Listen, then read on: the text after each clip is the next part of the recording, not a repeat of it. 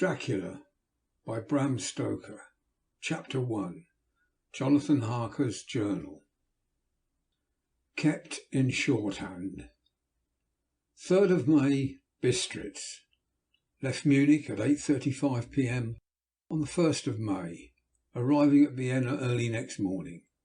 Should have arrived at 6:46, but train was an hour late. Budapest seems a wonderful place, from the glimpse which I had got of it from the train and the little I could walk through the streets. I feared to go very far from the station, as we had arrived late and would start as near as the correct time as possible. The impression I had was that we were leaving the west and entering the east. The most western of splendid bridges over the Danube, which is here of noble width and depth, took us among the traditions of Turkish rule. We left in pretty good time and came after nightfall to Klausenburg. Here I stopped for the night at the Hotel Royal. I had dinner, or rather supper, a chicken done up in some way with red pepper, which is very good but thirsty. Mem, get recipe for Mina. I asked the waiter, and he said it was called paprika Hendel, and that it was a national dish. I should be able to get it anywhere along the Carpathian. I found my smattering of German very useful here indeed. I don't know how I should be able to get on without it. Having had some time at my disposal when in London, I had visited the British Museum and made search among the books and maps in the library regarding Transylvania. It had struck me that some foreknowledge of the country could hardly fail to have some importance in dealing with a nobleman of that country. I find that the district he named is in the extreme east of the country, just on the borders of 3 states, Transylvania, Moldavia and Bukovina, in the midst of the Carpathian Mountains, one of the wildest and least known portions of Europe. I was not able to light on any map or work giving the exact locality of the castle Dracula, and as there are no maps of this country as yet to compare with our own Ordnance Survey maps, I found that Bistritz, the post town named by Count Dracula, is a fairly well-known place. I shall enter here some of my notes, as they may refresh my memory when I talk over my travels with Mina. In the population of Transylvania there are 4 distinct nationalities: Saxons in the south, and mixed with them the Wallachs, who are the descendants of the Dacians, Magyars in the west, and Szeklerys in the east and north. I am going among the latter, who claim to be descended from Attila and the Huns. This may be so, for when the Magyars conquered the country in the 11th century, they found the Huns settled in it. I read that every known superstition in the world is gathered into the horseshoe of the Carpathian, as if it were the centre of some sort of imaginative whirlpool. If so, my stay may be very interesting. Mem, must ask the Count all about them. I did not sleep well, though my bed was comfortable enough, for I had all sorts of queer dreams. There was a dog howling all night under my window, which may have had something to do with it, or it may have been the paprika, for I had had to drink up all the water in my carafe and was still very thirsty. Towards morning I slept and was awakened by the continuous knocking at my door, so I guessed I must have been sleeping soundly then.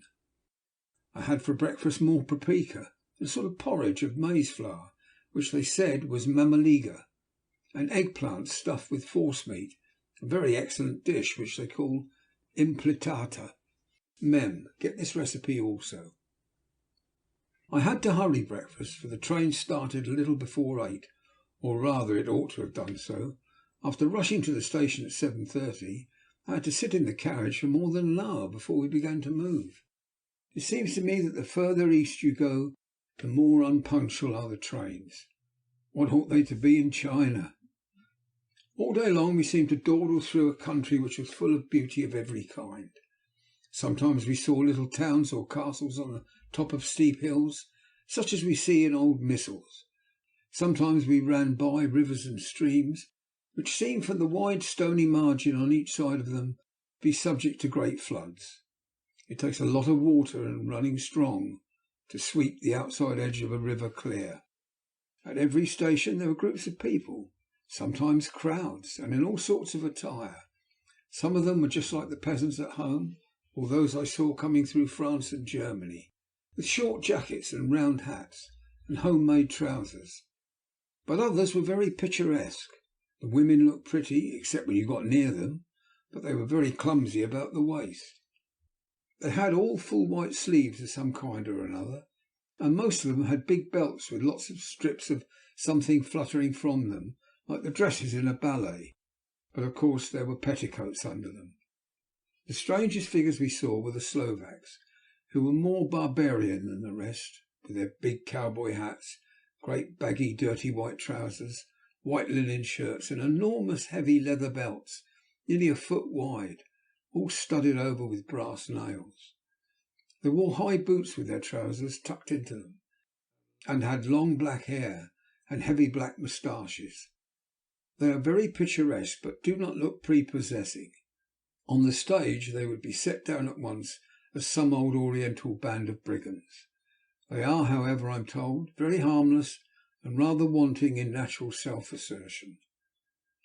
It was on the dark side of twilight when we got to Bistritz, which is a very interesting old place, being practically on the frontier, for the Borgo Pass leads from it into Bukovina. It has had a very stormy existence, and it certainly shows the marks of it. 50 years ago a series of great fires took place, which made terrible havoc on 5 separate occasions. At the very beginning of the 17th century it underwent a siege of 3 weeks and lost 13,000 people, the casualties of war proper being assisted by famine and disease. Count Dracula had directed me to go to the Golden Krone Hotel, which I found to my great delight to be thoroughly old-fashioned, for of course I wanted to see all I could of the ways of the country. I was evidently expected, for when I got near the door I faced a cheery-looking elderly woman in the usual peasant dress, white undergarment with long double apron, front and back, of coloured stuff fitting almost too tight for modesty. When I came close she bowed and said, "The Herr Englishman?" "Yes," I said, "Jonathan Harker." She smiled and gave some message to an elderly man in a white shirt sleeves who had followed her to the door. He went, but immediately returned with a letter. "My friend, welcome to the Carpathians. I am anxiously expecting you. Sleep well tonight. At 3 tomorrow the diligence will start for Bukovina. A place in it is kept for you. At the Borgo Pass my carriage will await you, and will bring you to me. I trust that your journey from London has been a happy one, and that you will enjoy your stay in my beautiful land. Your friend, Dracula." 4th of May. I found that my landlord had got a letter from the Count directing him to secure the best place on the coach for me. But on making inquiries as to details he seemed somewhat reticent, and pretended that he could not understand my German. This could not be true, because up to then he had understood it perfectly. At least he answered my questions exactly as if he did. He and his wife, the old lady who had received me, looked at each other in a frightened sort of way. He mumbled out that the money had been sent in a letter, and that was all he knew. When I asked him if he knew Count Dracula and could tell me anything of his castle, both he and his wife crossed themselves, and saying that they knew nothing at all, simply refused to speak further. It was so near the time of starting that I had no time to ask anyone else, for it was all very mysterious and not by any means comforting.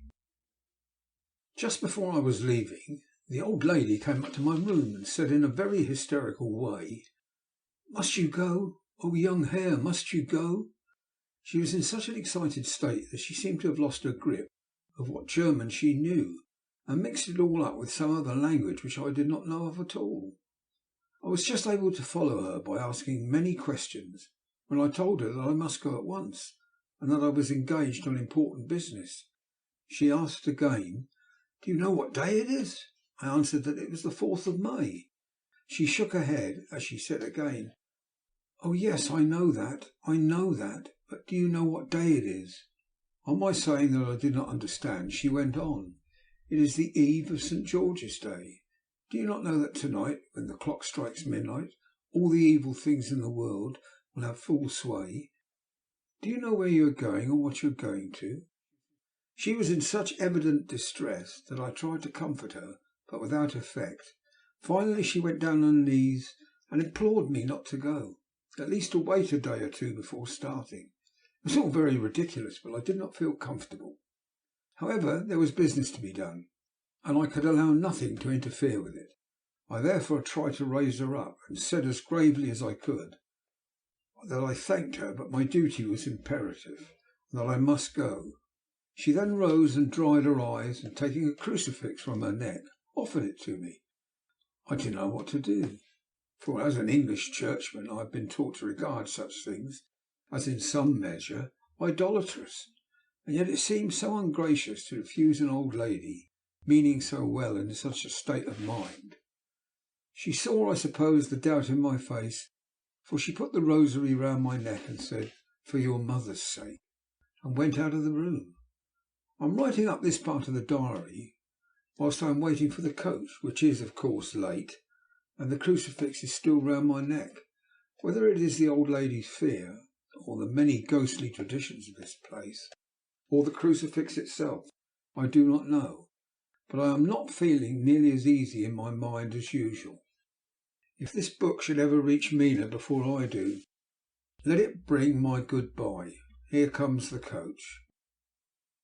5th of May. The Castle. The grey of the morning has passed, and the sun is high over the distant horizon, which seems jagged, whether with trees or hills that I know not, for it is so far off that big things and little are mixed. I am not sleepy, and as I am not to be called till I awake, naturally I write till sleep comes. There are many odd things to put down, and Les, who reads them, may fancy that I dined too well before I left Bistritz. Let me put down my dinner exactly. I dined on what they call robber steak, bits of bacon, onion and beef, seasoned with red pepper and strung on sticks and roasted over the fire, in the simple style of the London cat's meat. The wine was a golden Madeiash, which produces a queer sting on the tongue, which is, however, not disagreeable. I had only a couple of glasses of this and nothing else. When I got on the coach, the driver had not taken his seat, but I saw him talking with the landlady. They were evidently talking of me, for every now and then they looked at me, and some of the people who were sitting on the bench outside the door, which they called by a name meaning word bearer, came and listened and looked at me, most of them pityingly. I could hear a lot of words often repeated, queer words, for there were many nationalities in the crowd. So I quietly got my polyglot dictionary from my bag and looked them out. I must say they were not cheering to me, for amongst them were Ordog, Satan, Pokol, Hell, Stragoika, Witch, Rolok and Vilkosak, both of which mean the same thing, one being Slovak, the other Serbian, for something that is either werewolf or vampire. Mem. I must ask the Count about these superstitions. When we started, the crowd round the inn door, which had by this time swelled to a considerable size, all made the sign of the cross and pointed two fingers towards me. With some difficulty I got a fellow passenger to tell me what they meant. He would not answer at first, but on learning that I was English, he explained that it was a charm or guard against the evil eye. This was not very pleasant for me, just starting for an unknown place to meet an unknown man, but everyone seemed so kind-hearted and so sorrowful, so sympathetic, that I could not but be touched. I shall never forget the last glimpse of which I had of the inn yard and its crowd of picturesque figures, all crossing themselves as they stood round the wide archway, with its background of rich foliage of oleander and orange trees in green tubs clustered in the centre of the yard. Then our driver, whose wide linen drawers covered the whole front of the box seat, Godso they call them, cracked his big whip over the four small horses, which ran abreast, and we set off on our journey. I soon lost sight and recollection of ghostly fears in the beauty of the scene as we drove along. Although I had known the language, or rather languages, which my fellow passengers were speaking, I might not have been able to have thrown them off so easily. Before us lay a green sloping land full of forests and woods, with here and there steep hills crowned with clumps of trees, or with farmhouses, the blank gable end to the road. There was everywhere a bewildering mass of fruit blossom, apple, plum, pear, cherry, and as we drove by I could see the green grass under the trees, spangled with the fallen petals. In and out amongst these green hills of what they call here Mittelland ran the road, losing itself as it swept round the grassy curve, or was shut out by the straggling ends of pine woods, which here and there ran down the hillside like tongues of flame. The road was rugged, but still we seemed to fly over it with a feverish haste. I could not understand then what the haste meant, but the driver was evidently bent on losing no time in reaching Borgo Prund. I was told that this road in summer-time is excellent, but that it had not yet been put in order after the winter snows. In this respect it is different from the general run of roads in the Carpathians, for it is an old tradition that they are not to be kept in too good order. Of the old hospodars would not repair them, lest the Turks should think that they were preparing to bring in foreign troops, and so hasten the war which was always really at loading point. Beyond the green swelling hills of the Mittelland rose mighty slopes of forest up to the lofty steeps of the Carpathians themselves. Right and left of us they towered, with the afternoon sun falling full upon them, and bringing out all the glorious colours of this beautiful range, deep blue and purple in the shadows of the peaks, green and brown where grass and rock mingled, and an endless perspective of jagged rock and pointed crags, till these were themselves lost in the distance, where the snowy peaks rose grandly.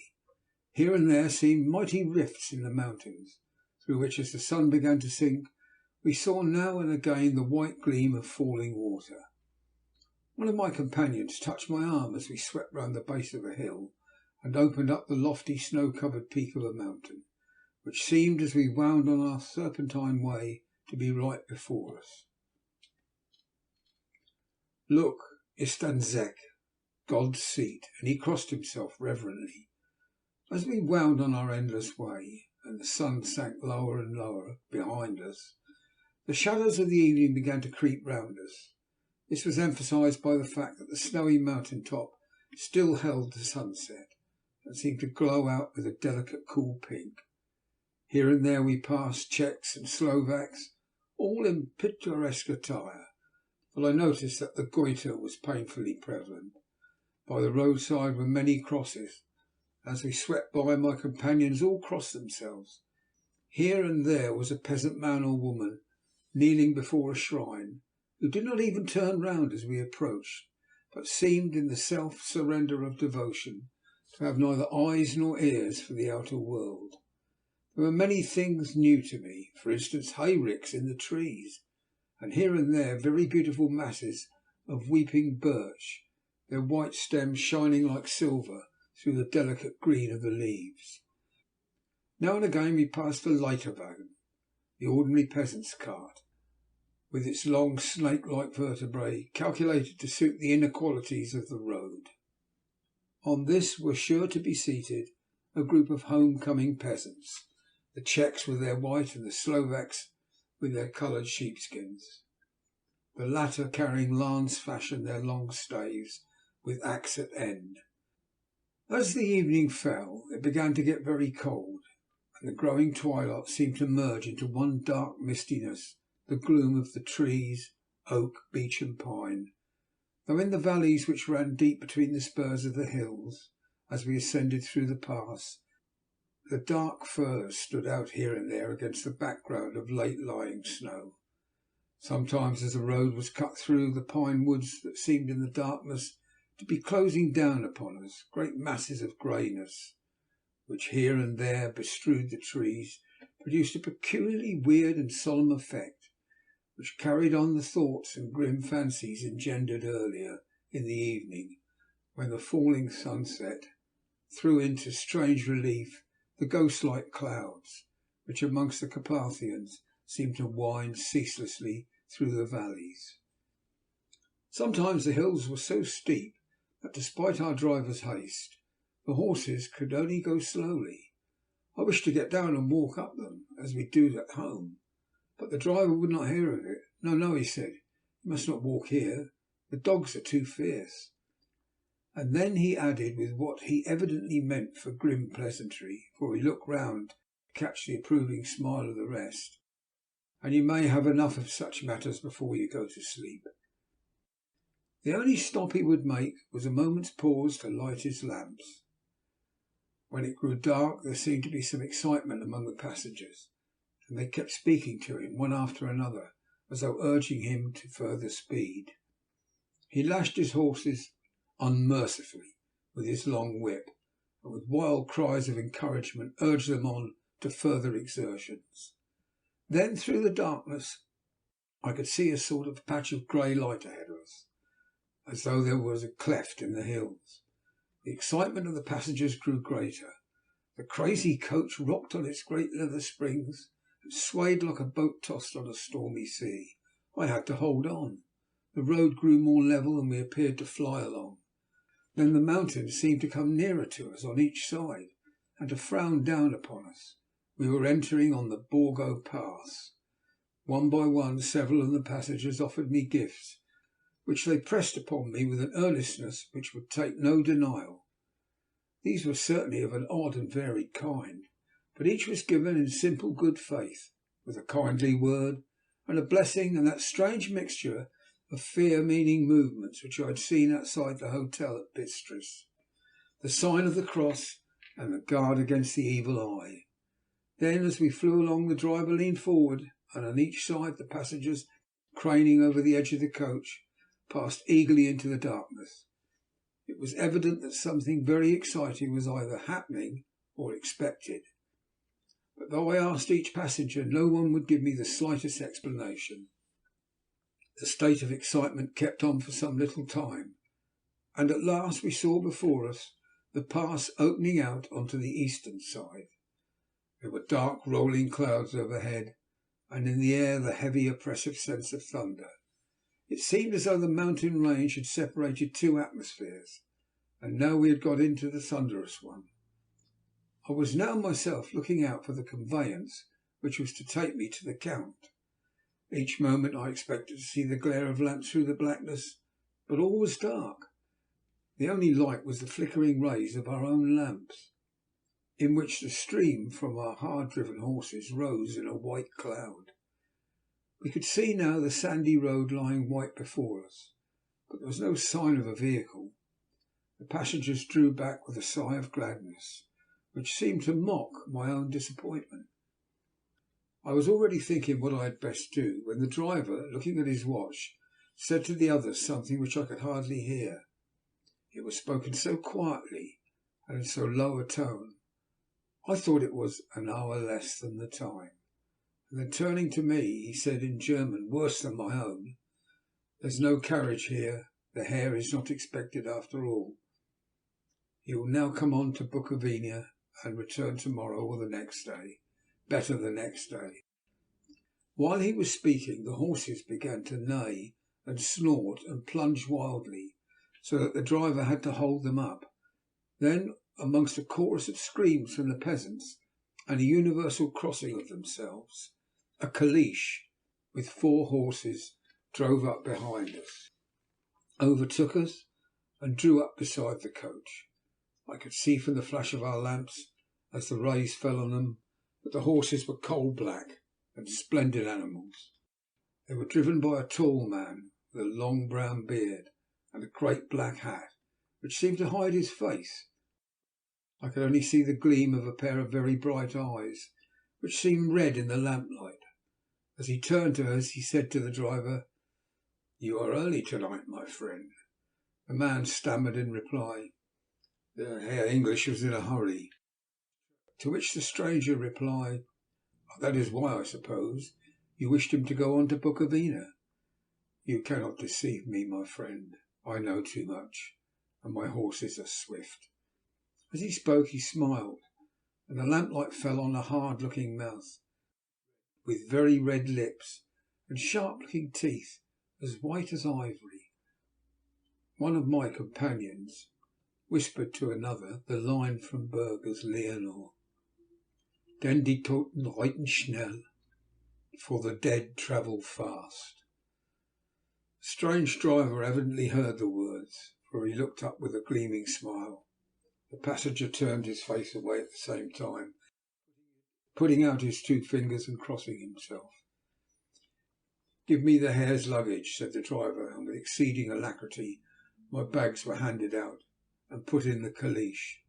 Then I descended from the side of the coach as the caliche was close up alongside, the driver helping me with a hand which caught my arm in a grip of steel. His strength must have been prodigious. Without a word he shook his reins, the horses turned, and we swept into the darkness of the pass. A wild howling began, which seemed to come from all over the country, as far as the imagination could grasp it through the gloom of the night. At the first howl the horses began to strain and rear, but the driver spoke to them soothingly, and they quieted down, but shivered and sweated as though after a runaway from a sudden fright. Then far off in the distance, from the mountains on each side of us, began a louder and sharper howling, that of wolves, which affected both the horses and myself in the same way, for I was minded to jump from the caliche and run, whilst they reared again and plunged madly, so that the driver had to use all his great strength to keep them from bolting.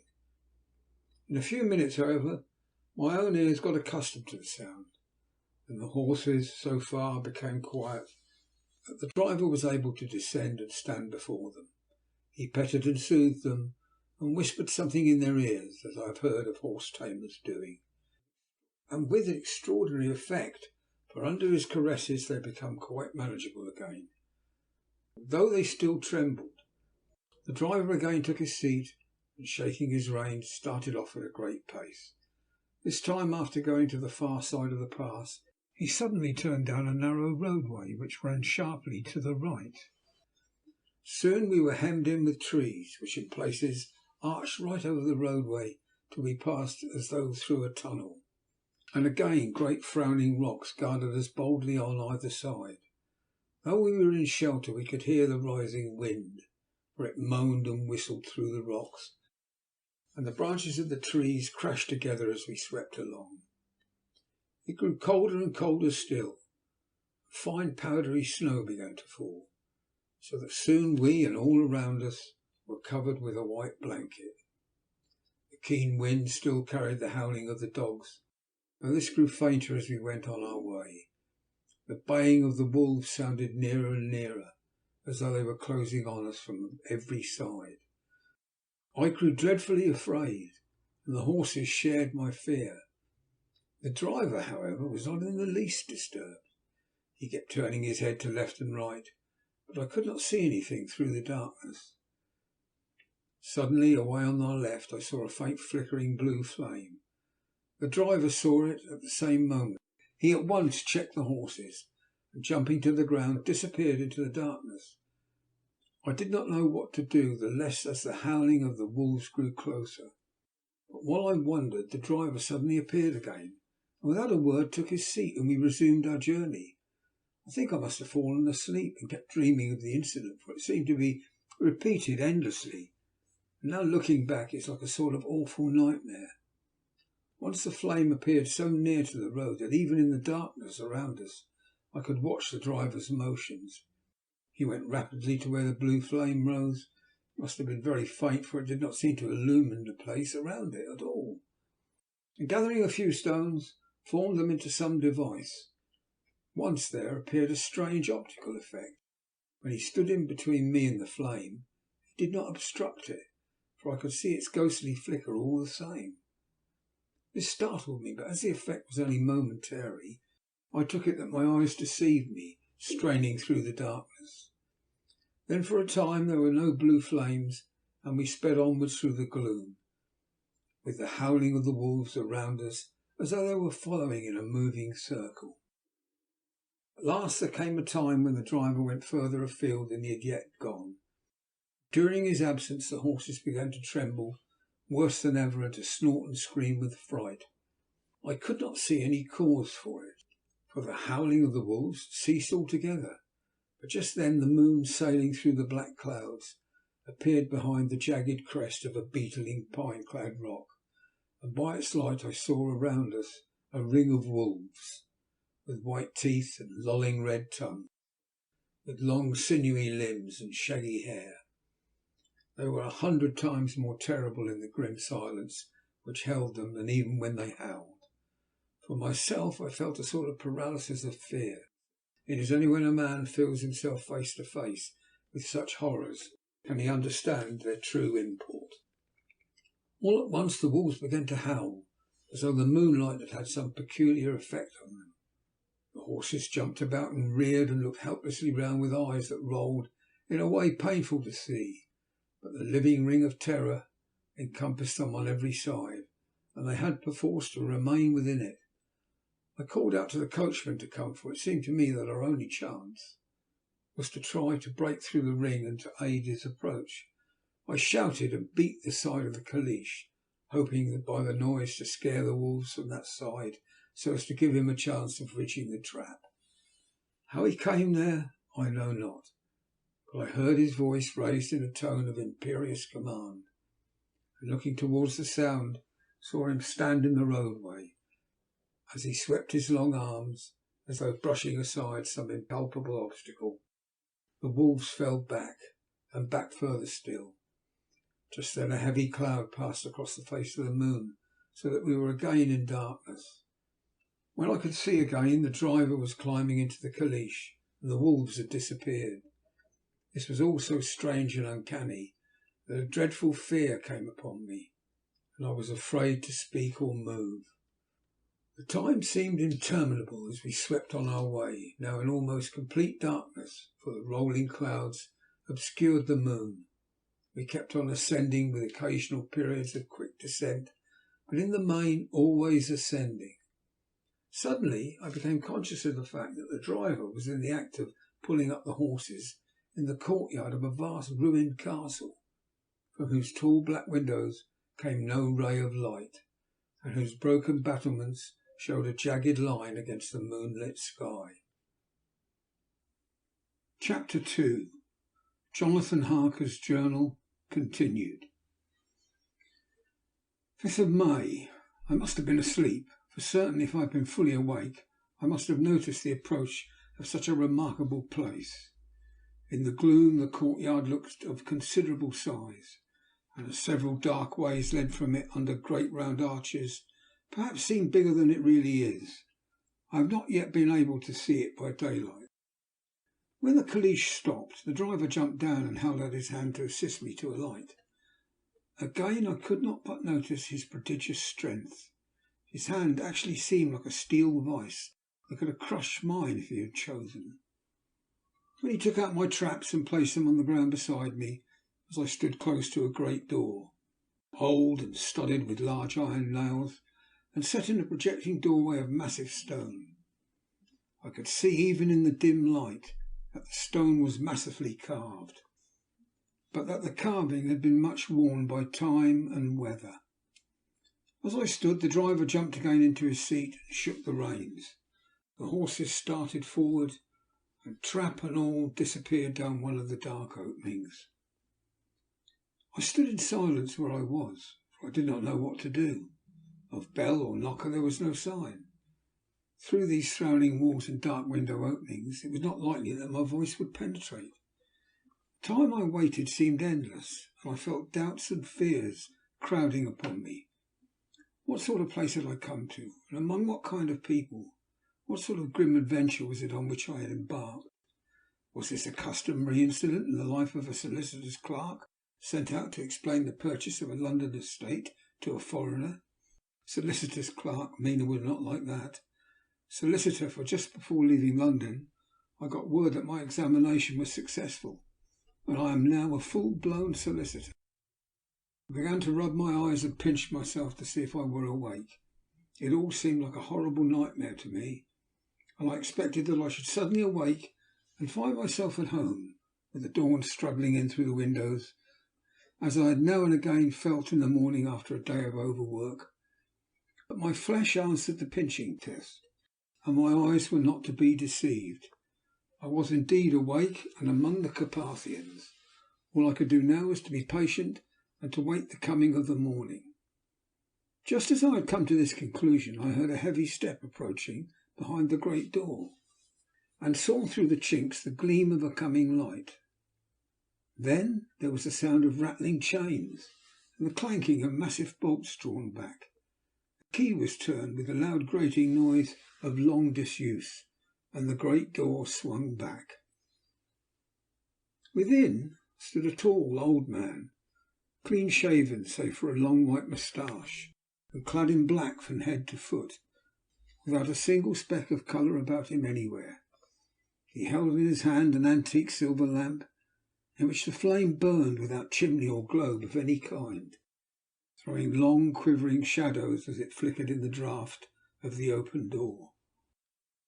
The old man motioned me in with his right hand, with a courtly gesture, saying in excellent English, but with a strange intonation, "Welcome to my house. Enter freely and of your own free will." He made no motion of stepping to meet me, but stood like a statue, as though his gesture of welcome had fixed him into stone.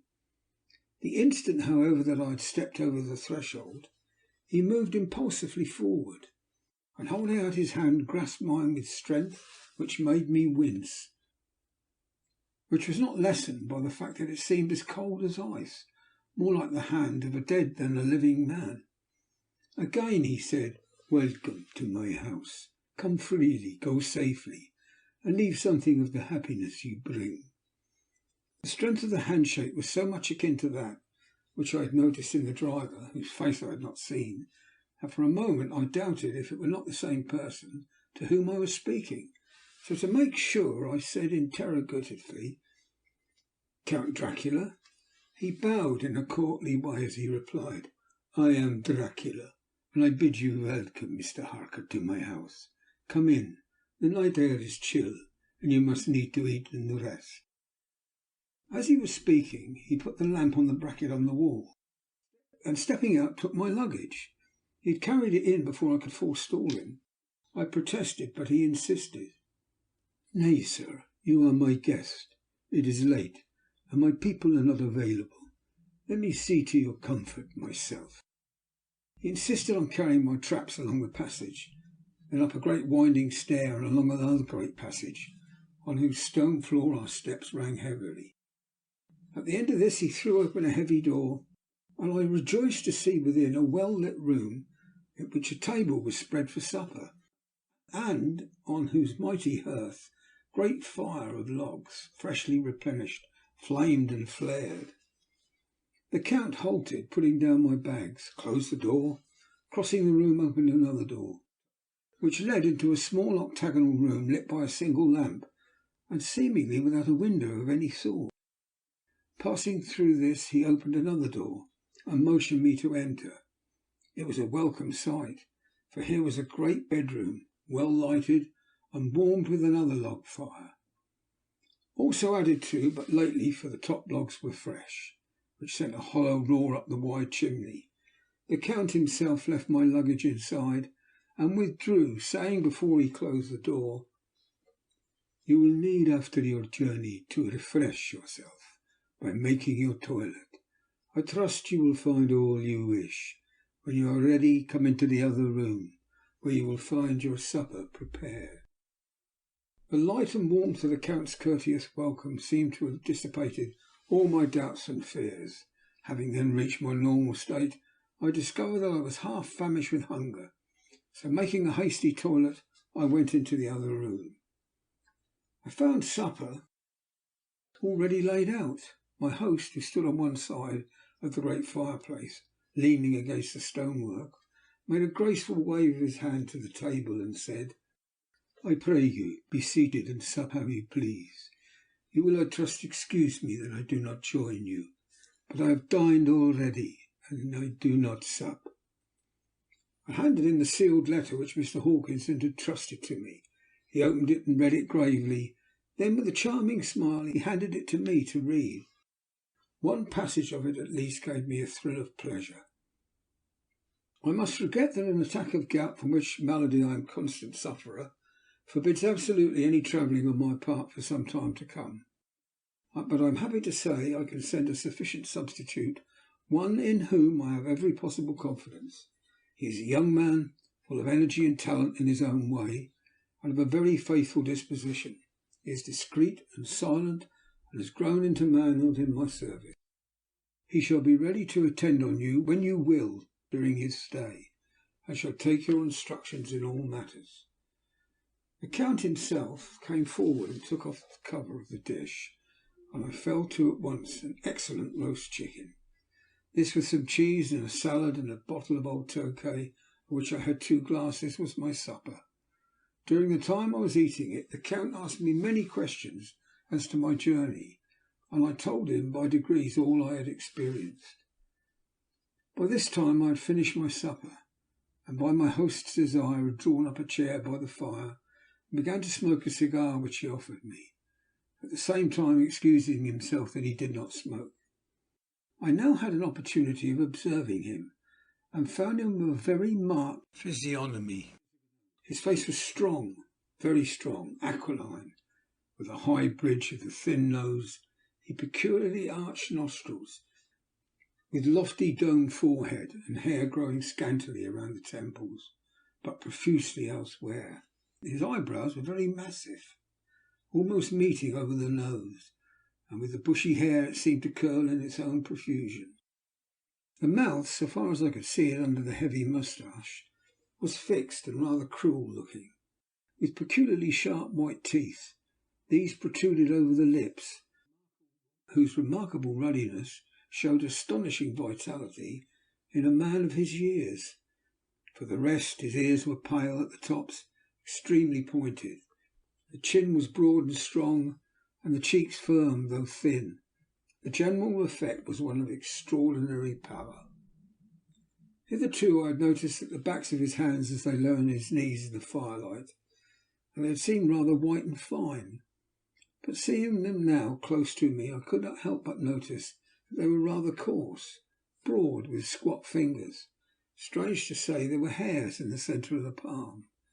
The nails were long and fine, and cut to a sharp point. As the Count leaned over me and his hands touched me, I could not repress a shudder. It may have been that his breath was rank, but a horrible feeling of nausea came over me, which, do what I would, I could not conceal. The Count, evidently noticing it, drew back, and with a grim sort of smile, which showed more than he had yet done of his protuberant teeth, sat himself down again on his own side of the fireplace. We were both silent for a while. As I looked towards the window, I saw the first dim streak of the coming dawn. There seemed a strange stillness over everything. But as I listened, I heard, as if from down below in the valley, the howling of many wolves. The Count's eyes gleamed, and he said, "Listen to them, the children of the night. What music they make!"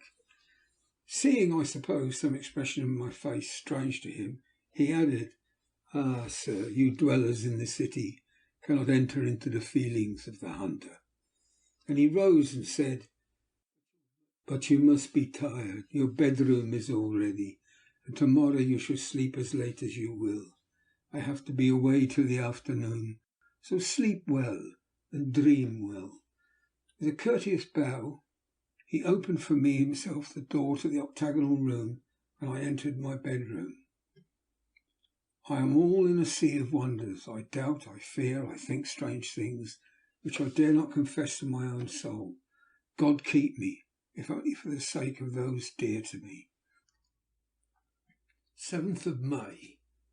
It is again early morning, but I have rested and enjoyed the last 24 hours. I slept till late in the day, and awoke of my own accord. When I dressed myself, I went into the room where we had supped, and found a cold breakfast laid out, with coffee kept hot by the pot being placed on the hearth. There was a card on the table, on which was written, "I have to be absent for a while. Do not wait for me. D." I set to and enjoyed a hearty meal. When I had done, I looked for a bell so that I might let the servants know I had finished, but I could not find one. There are certainly odd deficiencies in the house, considering the ordinary evidences of wealth which are around me. The table service is of gold, and so beautifully wrought that it must be of immense value. curtains and upholstery of the chairs and sofas and the hangings of my bed are of the costliest and most beautiful fabrics, and must have been of fabulous value when they were made, for they are centuries old, though in excellent order. I saw something like them in Hampton Court, but there they were worn and frayed and moth-eaten. But still in none of the rooms is there a mirror. There's not even a toilet glass on my table. I had to get the little shaving glass from my bag before I could either shave or brush my hair. I have not yet seen a servant anywhere, or heard a sound near the castle except the howling of wolves. Some time after I had finished my meal, I do not know whether to call it breakfast or dinner, for it was between 5 and 6 o'clock when I had it, I looked about for something to read, for I did not like to go about the castle until I had asked the Count's permission. There was absolutely nothing in the room, book, newspaper, or even writing materials. So I opened another door in the room and found a sort of library.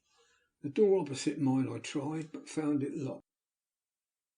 In the library I found to my great delight a vast number of English books, whole shelves full of them, with bound volumes of magazines and newspapers. The table in the centre was littered with English magazines and newspapers, though none of them were of very recent date. The books were of the most varied kind: history, geography, politics, political economy, botany, geology, law, all relating to England and English life and customs and manners. There were even such books of reference as the London Directory, the Red and Blue books, Whitaker's Almanac, the Army and Navy lists. It somehow gladdened my heart to see it, the Law List. Whilst I was looking at the books, the door opened and the Count entered. He saluted me in a hearty way, and hoped that I had had a good night's rest. Then he went on. I am glad you found your way in here, for I am sure there's much that will interest you. These companions, and he laid his hand on some of the books, have been good friends to me, and for some years past, ever since I had the idea of going to London, have given me many hours of pleasure. Through them I have come to know your great England, and to know her is to love her. I long to go through the crowded streets of your mighty London, to be in the midst of the whirl and rush of humanity, to share its life, its change, its death, and all that makes it what it is. But alas, as yet, I know only your tongue through books. To you, my friend, I look that I know it to speak. But, Count, I said, you know and speak English thoroughly. He bowed gravely. I thank you, my friend, for your all too flattering estimate. But yet I fear that I am a little way on the road. I would travel, true. I know the grammar and the words, but yet I do not know how to speak them. Indeed, I said, you speak excellently. Not so, he answered. Well, I know that. Did I move and speak in your London? None there are who would not know me for a stranger. That is not enough for me. Here I am noble, I am boyar. The common people know me, and I am master. But a stranger in a strange land, he is no one. Men know him not. And to know not is to care not for. I am content if I am like the rest, so that no man stops if he see me, or pause in his speaking if he hear my words. Aha, stranger! I have been so long master that I would be master still, or at least that none other should be master of me.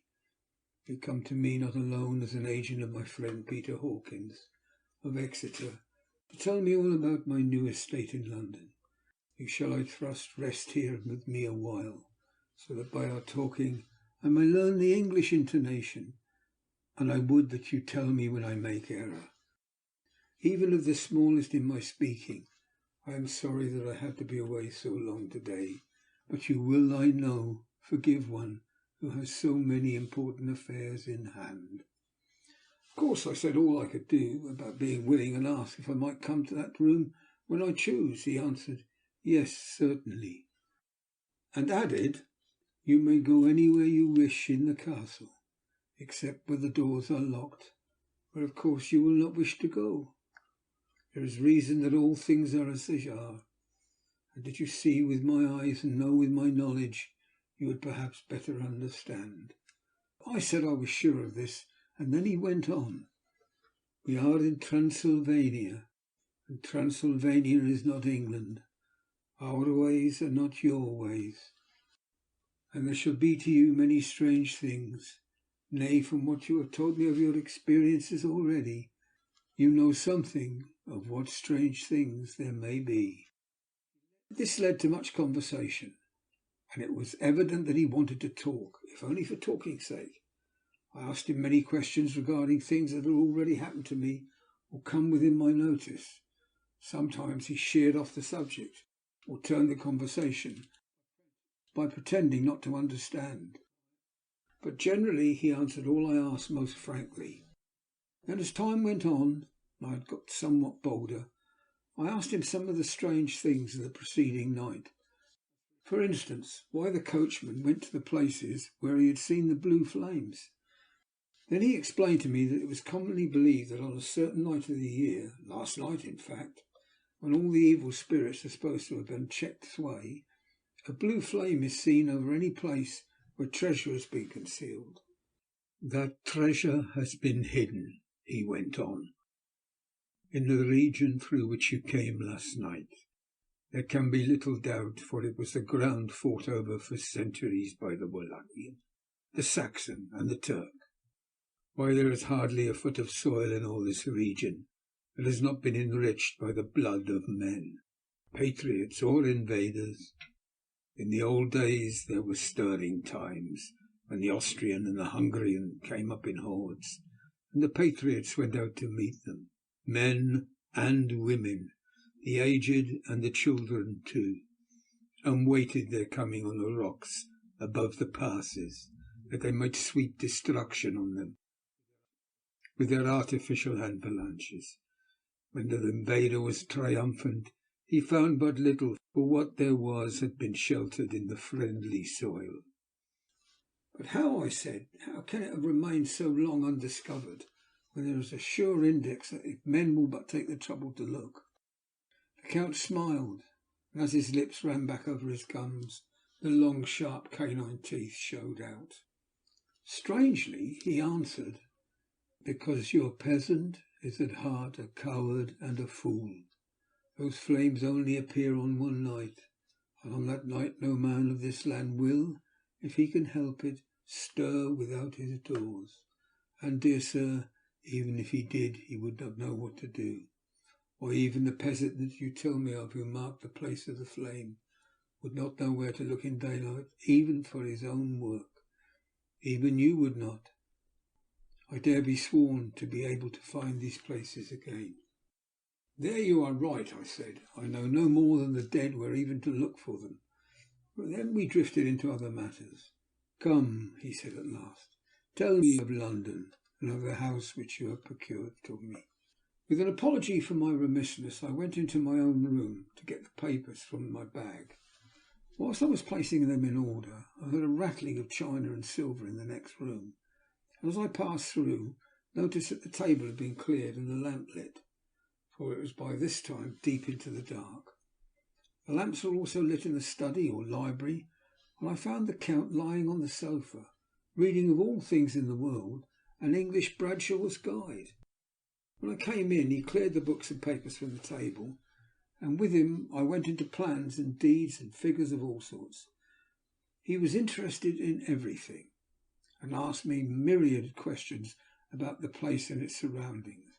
He had clearly studied beforehand all he could get on the subject of the neighbourhood, for he evidently at the end knew very much more than I did. When I remarked this, he answered, "Well, but, my friend, it is not needful that I should. When I go there, I shall be all alone, and my friend Harker, Jonathan, nay, pardon me, I fall into my country's habit of putting your patronymic first. My friend Jonathan Harker will not be by my side to correct and aid me. He will be in Exeter, miles away, probably working at papers of the law with my other friend, Peter Hawkins. So we went thoroughly into the business of the purchase of the estate at Purfleet, When I told him the facts, and he got his signature to the necessary papers, and had written a letter with them ready to post to Mr. Hawkins, he began to ask me how I had come across so suitable a place. I read to him the notes which I had made at the time and which I inscribe here. At Purfleet, on a by-road, I came across such a place as seemed to be required, and where there was displayed a dilapidated notice that the place was for sale. It is surrounded by a high wall of ancient structure, built of heavy stones, and has not been repaired for a large number of years. The closed gates are of heavy old oak and iron, all eaten with rust. The estate is called Carfax, no doubt a corruption of the old Quatre Face, as the house is four-sided, agreeing with the cardinal points of the compass. It contains in all some 20 acres, quite surrounded by the solid stone wall above mentioned. There are many trees on it, which make it in places gloomy, and there is a deep, dark-looking pond or small lake, evidently fed by some springs, as the water is clear and flows away in a fair-sized stream. The house is very large, and of all periods back, I should say, to medieval times, for one part is of stone, immensely thick, with only a few windows high up and heavily barred with iron. It looks like a part of a keep, and is close to an old chapel or church. I could not enter it, as I had not the key of the door leading into it from the house, but I have taken with my kodak views of it from various points. The house has been added to, but in a very straggling way, and I can only guess at the amount of ground it covers, which must be very great. There are but few houses close at hand, one being a very large house, only recently added and formed into a private lunatic asylum. It is not, however, visible from the grounds. When I had finished, he said, "I am glad that it is old and big. I myself am an old family, and to live in a new house would kill me. A house cannot be made habitable in a day, and after all, how few days go to make up a century. I rejoice also there is a chapel of old times. We are Transylvanians. We Transylvanian nobles love not to think that our bones may lie amongst the common dead. I seek not gaiety nor mirth, nor the bright voluptuousness of much sunshine and sparkling waters, which pleasure the young and gay. I am no longer young, and my heart, though weary for years of mourning over the dead, is not attuned to mirth. Moreover, the walls of my castle are broken, the shadows are many, and the wind breathes cold through the broken battlements and casements. I love the shade and the shadow, and would be alone with my thoughts when I may."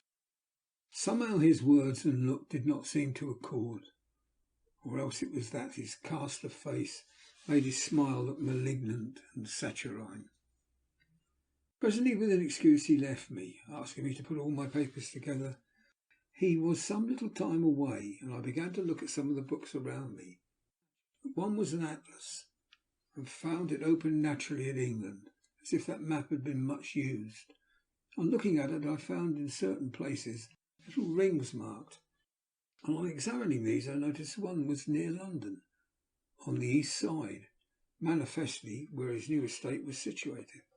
The other two were Exeter and Whitby on the Yorkshire coast. It was the better part of an hour when the Count returned. "Aha," he said, "still at your books. Good. But you must not work always. Come, I am informed that your supper is ready." He took my arm, and we went into the next room, where I found an excellent supper ready on the table. The Count again excused himself, as he had dined out on his being away from home. But he sat as on the previous night, and chatted whilst I ate. After supper I smoked, as on the last evening, and the Count stayed with me, chatting and asking questions on every conceivable subject, hour after hour. I felt that it was getting very late indeed, but I did not say anything, for I felt under obligation to meet my host's wishes in every way. I was not sleepy, as the long sleep yesterday had fortified me, but I could not help experiencing a chill which comes over one at the coming of dawn, which is like, in its way, the turn of the tide. They say that people who are near death die generally at the change to dawn or at the turn of the tide. Anyone who has, when tired and tied as it were to his post, experienced this change in the atmosphere can well believe it. At once we heard the crow of a cock coming up with preternatural shrillness through the clear morning air. Count Dracula, jumping to his feet, said, "Why, there is the morning again.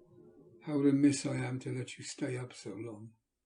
You must make your conversation regarding my dear new country of England less interesting, so that I may not forget how time flies by us." With a courtly bow, he quickly left me. I went to my own room and drew the curtains, but there was little to notice.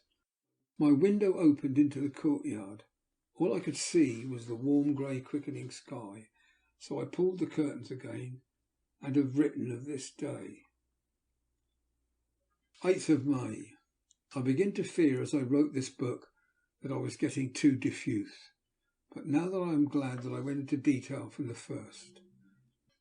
But there is something so strange about this place and all in it that I cannot but feel uneasy. I wish I was safe out of it, or that I had never come. It may be that this strange night existence is telling on me, but would that that were all. If there were anyone to talk to, I could bear it, but there's no one. I have only the Count to speak with, and he, I fear I am myself, the only living soul within the place. Let me be prosaic so far as the facts can be. It will help me to bear up, and imagination must not run riot with me. If it does, I am lost. Let me say at once how I stand, or seem to. I only slept a few hours when I went to bed, and feeling that I could not sleep any more, got up. I had hung my shaving glass by the window and was just beginning to shave. Suddenly I felt a hand on my shoulder, and I heard the Count's voice saying to me, "Good morning." I started, for it amazed me that I had not seen him since the reflection of the glass covered the whole room behind me. In starting I had cut myself slightly, but I did not notice it at the moment. Having answered the Count's salutation, I turned to the glass again to see how I had been mistaken. This time there could be no error, for the man was close to me, and I could see him over my shoulder, but there was no reflection of him in the mirror. The whole room behind me was displayed, but there was no sign of a man in it, except myself. This was startling, and coming on top of so many strange things, was beginning to increase that vague feeling of uneasiness which I always have when the Count is near. But at the instant I saw that the cut had bled a little, and the blood was trickling over my chin, I laid down the razor, turning as I did so half round to look for some sticking plaster. When the Count saw my face, his eyes blazed with a sort of demoniac fury, and he suddenly made a grab at my throat. I drew away, and his hand touched the string of beads which held the crucifix. It made an instant change in him, for the fury passed so quickly that I could hardly believe that it was ever there. "Take care," he said. "Take care how you cut yourself. It is more dangerous than you think in this country." And seizing the shaving glass, he went on.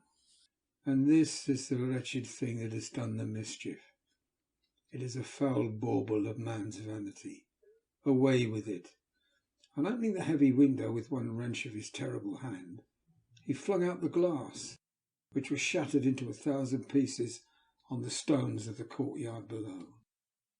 Then he withdrew without a word. It is very annoying, for I do not see how I am to shave, unless in my watch case or the bottom of the shaving pot, which is fortunately made of metal. When I went into the dining room, breakfast was prepared. I could not find the Count anywhere, so I breakfasted alone. It is strange that as yet I have not seen the Count eat or drink. He must be a very peculiar man. After breakfast I did a little exploring in the castle, went out on the stairs, found a room looking towards the south.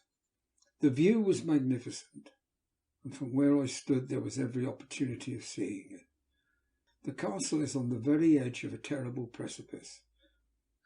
A stone falling from a window would fall 1,000 feet without touching anything. As far as the eye can reach is a sea of green tree tops, with occasionally a deep rift where there is a chasm, Here and there are silver threads where the rivers wind in deep gorges through the forest. But I am not at heart to describe beauty, for when I had seen the view I explored further. Doors, doors, doors everywhere, and all locked and bolted. In no place, save from the windows in the castle, is there an available exit. The castle is a veritable prison, and I am a prisoner. Chapter 3. Jonathan Harker's Journal. Continued. When I found out that I was a prisoner, a sort of wild feeling came over me. I rushed up and down the stairs, trying every door and peering out of every window I could find. But after a little the conviction of my helplessness overpowered all other feelings. But when I look back after a few hours, I think I must have been mad for the time, for I behaved much as a rat does in a trap. When, however, the conviction had come to me that I was helpless, I sat down quietly, as quietly as I have ever done anything in my life, and began to think over what was best to be done. I am thinking still, and as yet have come to no definite conclusion. Of one thing only I am certain, that it is no use making my ideas known to the Count. He knows well that I am imprisoned, as he has done it himself, and has doubtless his own motives for it. He would only deceive me if I trusted him fully with the facts. So far as I can see, my only plan will be to keep my knowledge and my fears to myself, and my eyes open. I am, I know, either being deceived like a baby by my own fears, or else I am in desperate straits, and if the latter be so, I need and shall need all my brains to get through. I had hardly come to this conclusion when I heard the great door below shut, and knew that the Count had returned. He did not come at once into the library, so I went cautiously to my own room and found him making the bed. This was odd, but it only confirmed what I had all along thought, that there were no servants in the house. When later I saw him through the chink of the hinges of the door, laying the table in the dining room, I was assured of it. For if he does himself all these menial offices, surely it is proof that there is no one else to do them. This gave me a fright, for if there was no one else in the castle, it must have been the Count himself, who was the driver of the coach that brought me here. This is a terrible thought, for if so, what does it mean that he could control the wolves as he did, by only holding up his hand in silence? How was it that all the people at Bistritz and on the coach had some terrible fear for me? What meant the giving of the crucifix, the garlic, of the wild rose, the mountain ash? Bless that good woman who hung the crucifix round my neck, for it is a comfort and a strength to me whenever I touch it. It's an odd thing that which I have been taught to regard with disfavour as idolatrous should in a time of loneliness and trouble be of help. Is it that there is something in the essence of sympathy and comfort? Some time, if may be, I must examine this matter to try and make up my mind about it.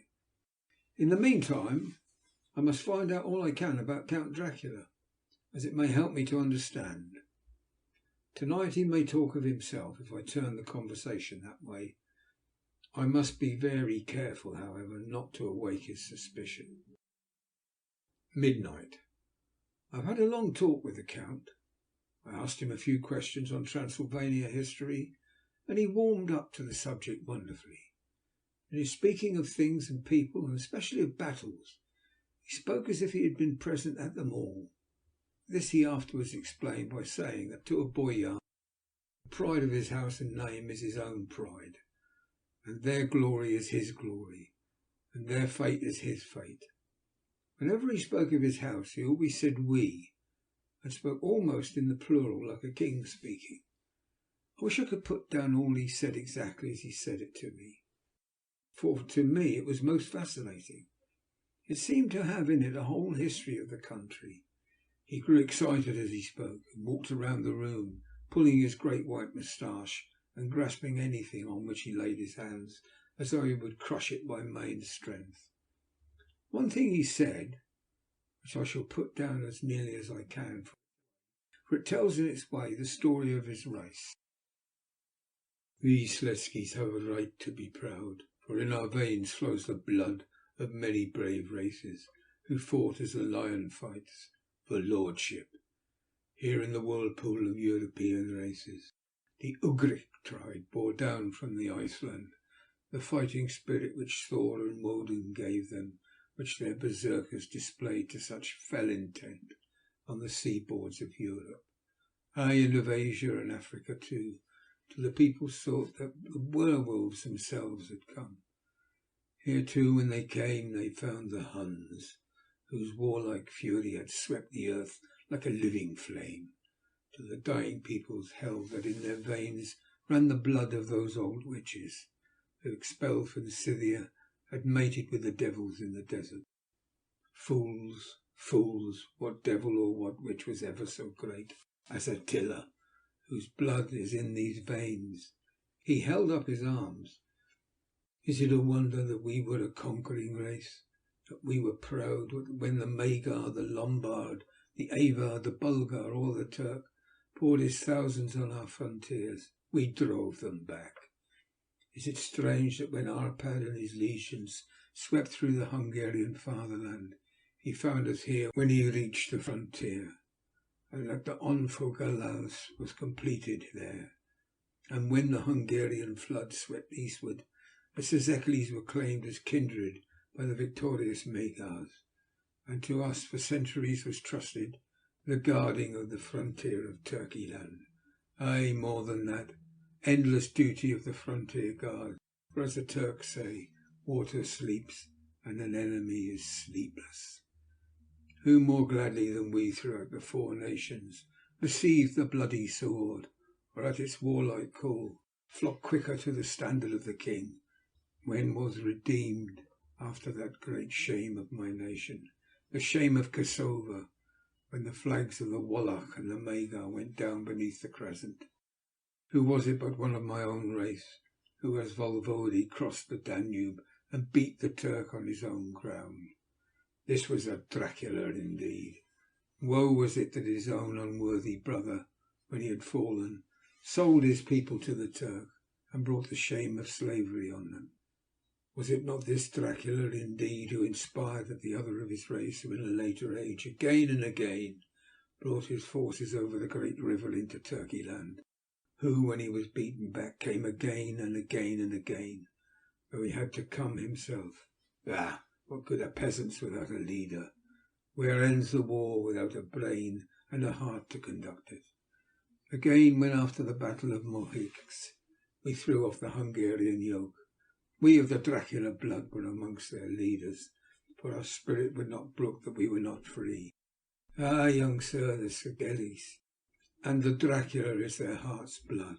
Their brains and their swords can boast a record that mushroom growths like the Habsburgs and the Romanovs can never reach. The warlike days are over. Blood is too precious a thing in these days of dishonourable peace, and the glories of the great races are in a tale that is told. It was by this time close on morning, and we went to bed. Mem. This diary seems horribly like the beginning of the Arabian Nights, for everything has to break off at cockcrow, or like the ghost of Hamlet's father. 12th of May. Let me begin with facts. Bare, meagre facts, verified by books and figures, and of which there can be no doubt.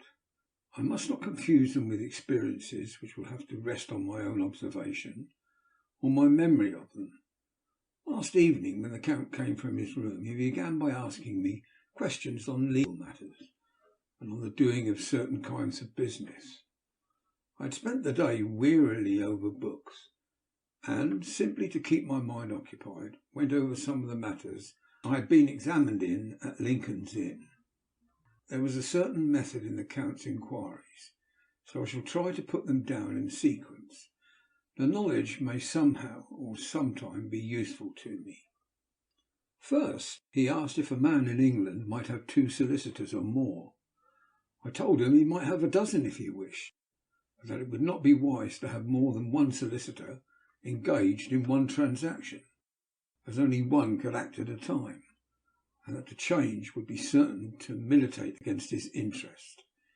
He seemed thoroughly to understand, and went on to ask if there would be any practical difficulty in having one man to attend, say, to banking, and another to look after shipping, in case local help were needed in a place far from the home of the banking solicitor. I asked him to explain more fully so that I might not by any chance mislead him. So he said, "I shall illustrate. Your friend and mine, Mr. Peter Hawkins, from under the shadow of your beautiful cathedral at Exeter, which is far from London, buys from me through your good self my place at London. Good. Now here let me say frankly, lest you should think it strange that I have sought the services of one so far off from London instead of some one resident there, that my motive was no local interest might be served save my wish only, and that as one of London's residents might perhaps have some purpose of himself or friend to serve, I went thus afield to seek my agent, whose labours should be only to my interest. Now I suppose I, who have much affairs, wish to ship goods, say, to Newcastle, or Durham, or Harwich, or Dover. Might it not be that I could more ease be done by consigning to one in these ports?" I answered that certainly it would be most easy, but that we solicitors had a system of agency, one for the other, so that local work could be done locally on instruction from any solicitor, so that the client, simply placing himself in the hands of one man, could have his wishes carried out by him without further trouble. "But," said he, "I could be at liberty to direct myself. Is it not so?" "Of course," I replied, "and such often done by men of business who do not like the whole of their affairs to be known by any one person." "Good," he said, and then went on to ask about the means of making consignments and the forms to be gone through, and all sorts of difficulties which might arise, but by forethought could be guarded against. I explained all these things to him to the best of my ability, and he certainly left me under the impression that he would have made a wonderful solicitor, for there was nothing that he did not think of or foresee. For a man who was never in the country, and who did not evidently do much in the way of business, his knowledge and acumen were wonderful. When he had satisfied himself on these points of which he had spoken, and I had verified all as well as I could by the books available, he suddenly stood up and said, "Have you written since your first letter to our friend Mr. Peter Hawkins, or to any other?" It was with some bitterness in my heart that I answered I had not, and as yet I had not seen any opportunity of sending letters to anybody. "Then write now, my young friend," he said, laying a heavy hand on my shoulder. "Write to our friend and to any other, and say, if it will please you, that you shall stay with me until a month from now." "Do you wish me to stay so long?" I asked, for my heart grew cold at the thought. "I desire it much. Nay, I will take no refusal. When your master, employer, what you will, engaged in that someone would come on his behalf, it was understood that my needs were only to be consulted. I have not stinted, is it not so? What could I do but bow acceptance? It was Mr. Hawkins' interest, not mine, and I had to think of him, not myself. And beside, while Count Dracula was speaking, there was that in his eyes and in his bearing which made me remember that I was a prisoner, that if I wished it I could have no choice. The Count saw his victory in my bow, and his mastery in the trouble of my face, for he began at once to use them, but in his own smooth, resistless way. "I pray you, my good young friend, that you will not discourse of things other than business in your letters. It will doubtless please your friends to know that you are well, and that you look forward to getting home to them. Is it not so?" As he spoke he handed me 3 sheets of notepaper and 3 envelopes. They were all of the thinnest foreign post, and looking at them and then at him, and noticing his quiet smile with the sharp canine teeth laying over the red underlip, I understood as well as if he had spoken that I should be careful what I wrote, for he would be able to read it. So I determined to write only formal notes now, but to write fully to Mr. Hawkins in secret, and also to Mina, for to her I could write in shorthand, which would puzzle the Count if he did see it. When I had written my 2 letters, I sat quiet reading a book, whilst the Count wrote several notes, referring as he wrote them to some books on his table. Then he took up my 2 and placed them with his own, and put by his writing materials, after which, the instant the door had closed behind him, I leaned over and looked at the letters which were face down on the table. I felt no compunction in doing so, for under the circumstances I felt that I should protect myself in every way I could. One of the letters was directed to Samuel F. Billington, number 7 The Crescent, Whitby, and another to Herr Leutner, Varna. The third was to Coates & Co. in London, and the fourth to Heron Klopstock in Belarus, Bankers, Budapest. The second and fourth were unsealed. I was just about to look at them when I saw the door handle move. I sank back in my seat, having just had time to replace the letters as they had been and to resume my book before the Count, holding still another letter in his hand, entered the room, took up the letters on the table, stamped them carefully, and turning to me said, "I trust you will forgive me, but I have much work to do in private this evening. You will, I hope, find all things as you wish." At the door he turned after a moment's pause and said, "Let me advise you, my dear young friend, nay, let me warn you with all seriousness, that should you leave these rooms you will not by any chance go to sleep in any other part of the castle. It is old and has many memories. There are bad dreams for those who sleep unwisely. Be warned. Should sleep now, or ever overcome you, or be like to do, then haste to your own chamber, or to these rooms, for your rest will then be safe. But if you be not careful in this respect, then—" He finished his speech in a gruesome way, for he motioned with his hands as if he were washing them. I quite understood. My only doubt was as to whether any dream could be more terrible than the unnatural, horrible net of gloom, mystery which seemed to be closing around me. Later, I endorsed the last words written, but this time there is no doubt in question. I shall not fear to sleep in any place where he is not. I have placed the crucifix over the head of my bed. I imagine that my rest is thus freer from dreams, and there it shall remain.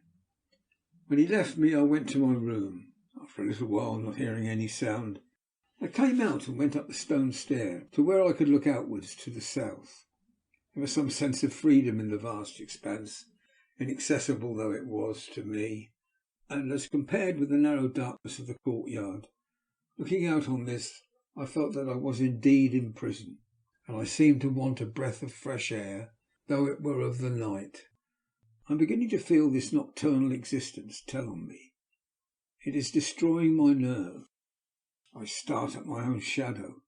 I am full of all sorts of horrible imagining. God knows there is ground for my terrible fear in this accursed place.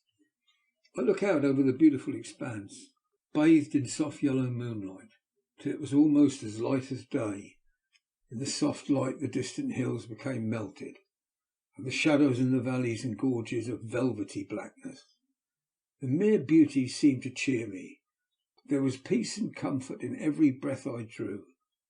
As I leaned from the window, my eye was caught by something moving a story below me, somewhat to my left, for I imagined from the order of the rooms that the windows of the Count's own room would look out. The window at which I stood was tall and deep, stone mullioned, although weather-worn, was still complete. But it was evidently many a day's case had been there. I drew back behind the stonework and looked carefully out. What I saw was the Count's head coming out from the window. I did not see the face, but I knew the man by the neck and the movement of his back and arms. In any case, I could not mistake the hands which I had had so many opportunities of studying. I was at first interested and somewhat amused, for it is wonderful how small a matter will interest and amuse a man when he is a prisoner. But my very feelings changed to repulsion and terror when I saw the whole man slowly emerge from the window and begin to crawl down the castle wall over that dreadful abyss, face down, with his cloak spreading out around him like great wings. At first I could not believe my eyes. I thought it was some trick of the moonlight, some weird effect of shadow. But I kept looking, and it could be no delusion. I saw the fingers and toes grasp the corners of the stones, worn clear of the mortar by the stress of years, and thus using every projection and inequality move downwards with considerable speed, just as a lizard moves along a wall. What manner of man is this, or what manner of creature is in the semblance of man? I feel the dread of this horrible place overpowering me. I am in fear, in awful fear, and there's no escape for me. I am encompassed about with terrors that I dare not think of. 15th of May. Once more I have seen the Count go out in his lizard fashion. He moved downwards in a sidelong way some 100 feet down, and a good deal to the left. He vanished into some hole or window. When his head had disappeared, I leaned out to try and see more, but without avail. The distance was too great to allow a proper angle of sight. I knew he had left the castle now, and thought to use the opportunity to explore more than I had dared to do as yet. I went back to the room and, taking a lamp, tried all the doors. They were all locked, as I had expected, and the locks were comparatively new. But I went down the stone stairs to the hall where I had entered originally.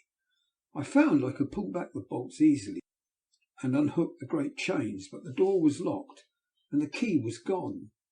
That must be the key in the Count's room. I must watch should his door be unlocked so that I might get it and escape. I went on to make a thorough examination of the various stairs and passages, and to try the doors that opened from them.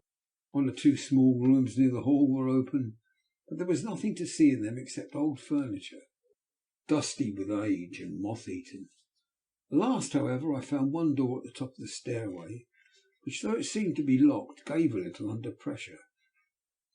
I tried it harder, and found that it was not really locked, but that the resistance came from the fact that the hinges had fallen somewhat, and the heavy door rested on the floor. Here was an opportunity which I might not have again, so I exerted myself, and with many efforts forced it back so that I could enter.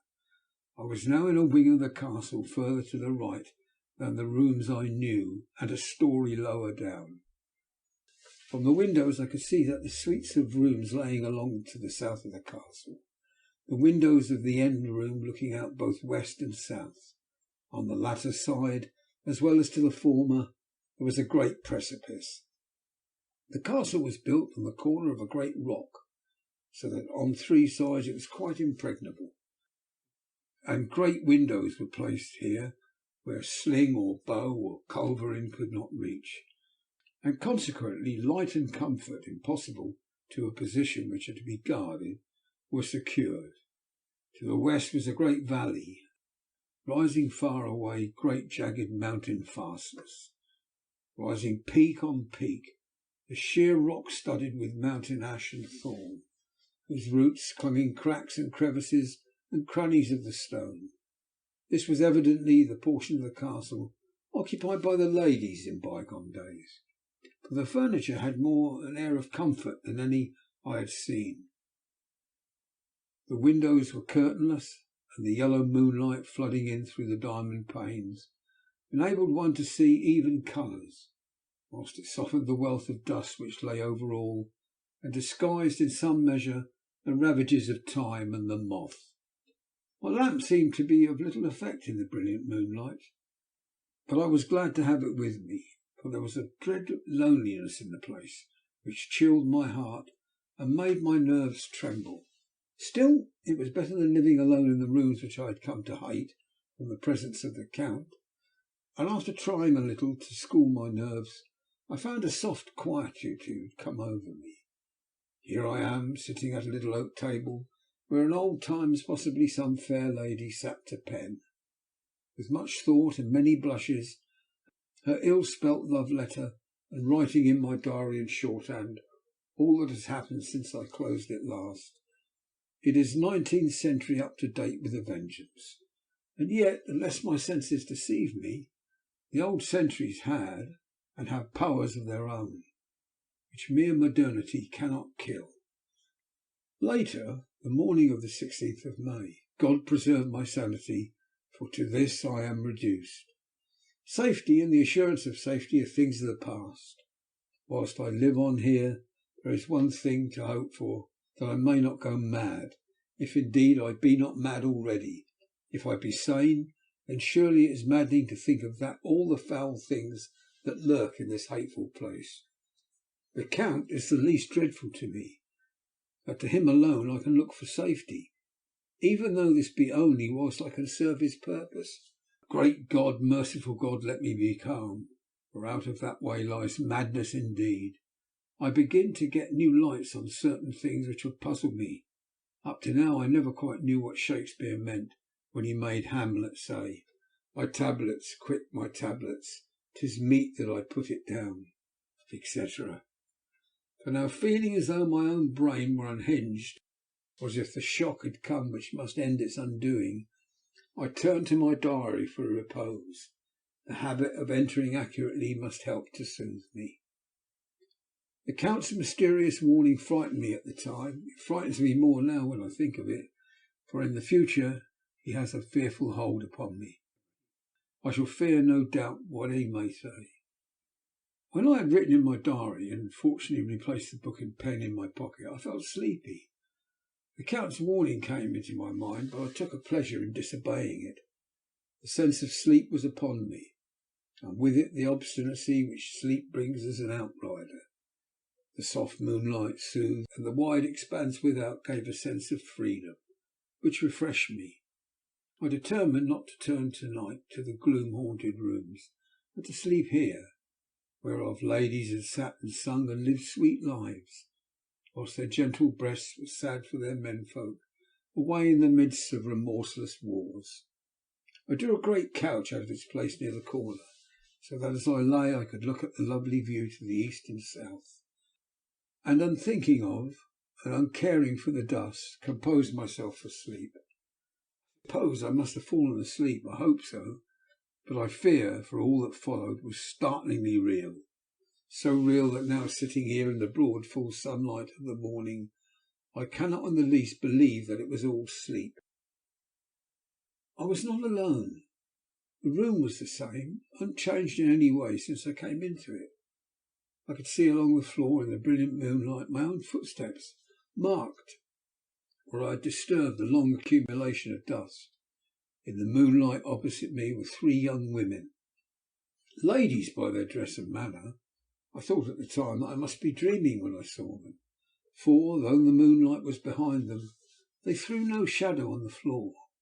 They came close to me and looked at me for some time, and then whispered together. Two were dark, and had high aquiline noses like the Count, great dark piercing eyes that seemed to be almost red when contrasted with the pale yellow moon.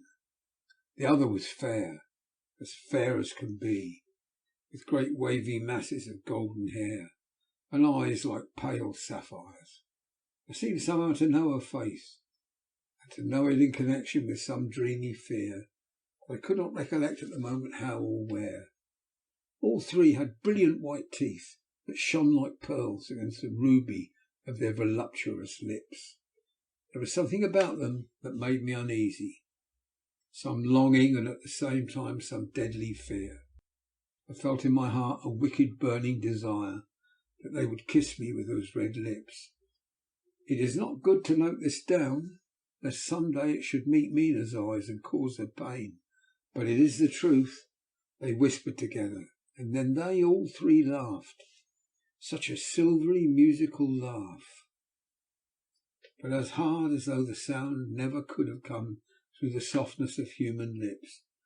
It was like the intolerable tingling of sweetness of water glasses when played on by a cunning hand.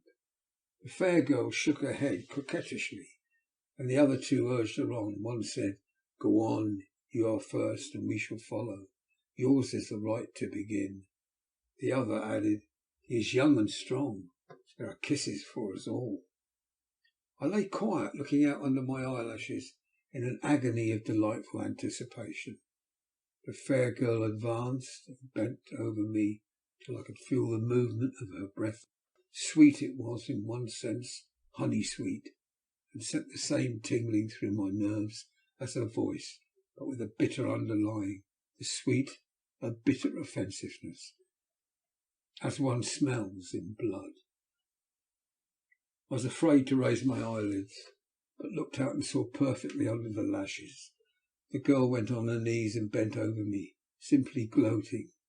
There was a deliberate voluptuousness which was both thrilling and repulsive, and as she arched her neck she actually licked her lips like an animal, till I could see in the moonlight the moisture shining on the scarlet lips and on the red tongue as it lapped the white sharp teeth.